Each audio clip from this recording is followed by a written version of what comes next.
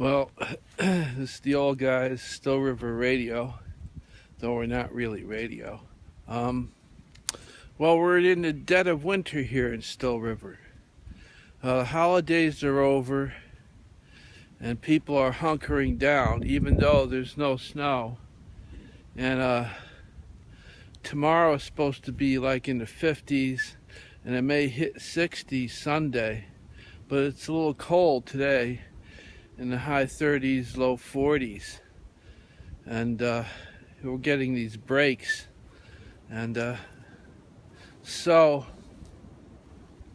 in the dead of winter is the time when you see those kitchen lights on 3, 4 in the morning, folks getting up, usually folks who are, middle, late 40s and beyond, get up 3 or 4 in the morning because they have sometimes disturbing, sometimes kind of very interesting dreams, and it's vision time.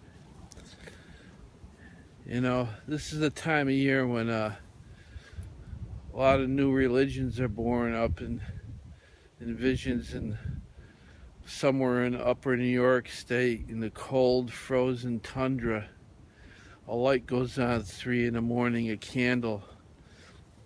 In the early 1800s, a man gets up and some Italian angel named Rabboni shows up and tells him there's golden tablets hidden under a rock somewhere, and that he's to find them and start the new evangelizing for the new religion. So things like that happen. And Mary Misnicki had one, and so did Bob Carmignani last year. About 4 in the morning they got up in the dead of winter, and they're sitting there in the kitchen, and Bob's thinking about his life as a car mechanic, and his son's in college and he's paying his way through, and his wife is kind of working at the local convenience store at the gas station, and Mary Misnicki is up across the street, her light's on, and it's cold and there's snow on the ground, unlike now.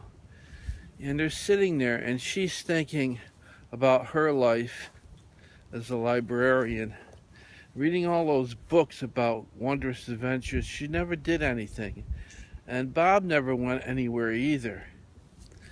And all of a sudden they're sitting there thinking about their life, and it's like playing back in a tape, like an old Super 8 movie or a VHS videotape. And Bob looks up, he sees something move, and he looks out his window and sees a 5-point buck staring at him in the window 4 in the morning. And this is very strange. The deer is staring at him, and he's staring, and they're not moving. And they're underneath, there's like this, seems like some kind of a communication. The wildness of life, wild life. And he thinks about it, and something deep down in the undercurrents of the subconscious, something shifts. There's a major tectonic unconscious plate shift, and something in him tells him he has to go. Just go. He doesn't know where. About half an hour later, Mary Misnicki's sitting in her kitchen with a cup of tea, and her videotape, VHS and Super 8 is playing also. And she sees something moving on the kitchen window above her sink, because her kitchen is kind of, near the ground. And there's this 5-point buck staring at her through the window. and she's not moving, and it's not moving, and the same thing happens. Something shifts. There's a shift. There's a change underneath in the soul, and the wild life comes to her. All these books come back of adventures, and she knows that she has to go. And that's the start of it, the dead of winter. When nothing seems to be alive, there's something happening underground. There's water underground, as the song says.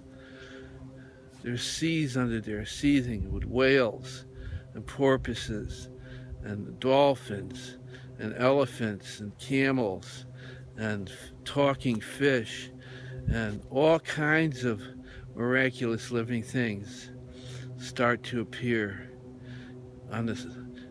They come up to the surface in these wee hours, and that's dead of winter, Still River. Watch out, it may happen to you.